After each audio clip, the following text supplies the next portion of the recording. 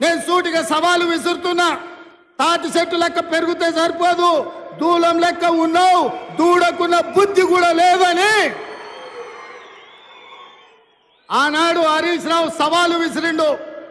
మీరు రైతు రుణమాఫీ చేయండి, నేను సిద్దిపేట ఎమ్మెల్యేకు రాజీనామా చేస్తా, మళ్ళా ఎన్నికల్లో పోటీ చెయ్యనని. ఇవాళ ఈ వైరాగడ్డ మీద నుంచి ఖమ్మం ప్రజల సమక్షంలో హరీష్ రావు, నీకు సీము నెత్తురుంటే, సిగ్గు లజ్జ ఉంటే రాజీనామా చెయ్యి. నువ్వు కూడా నీ మామలకనే సిగ్గు లేనోనివైతే ఏట్ల దుంకి సావు అని చెప్పి నేను ఈ సందర్భంగా చెప్పదలుచుకున్నా. ఆయననే నేనన్నా, హరీష్ రావు సిద్ధంగా ఉండు, సిద్దిపేటకు పట్టిన శని పీడ చీడ విరుగడవుతుంది. 15 ఆగస్టు లోపల 2 లక్షల వరకు రుణమాఫీ చేసి తీరుతామని మాట ఇచ్చిన. ఇవాళ 15 ఆగస్టు నాడు మళ్ళీ అదే ఖమ్మం గడ్డ మీద నుంచి ఇవాళ సవాలు విసురుతున్న హరీష్ రావు, నీలో చీము నెత్తురుంటే నీకు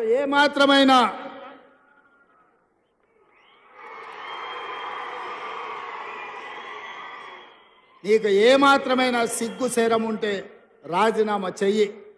నువ్వు ఎట్లాగూ రాజీనామా చెయ్యవు, నీది సిగ్గులేని జాతి.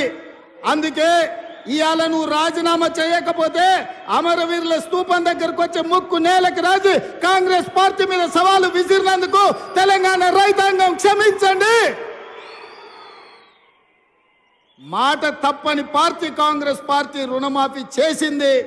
నేను విసిరిన సవాల్ను వెనక్కి తీసుకుంటున్నానని తెలంగాణ రైతాంగానికి క్షమాపణ చెప్పు.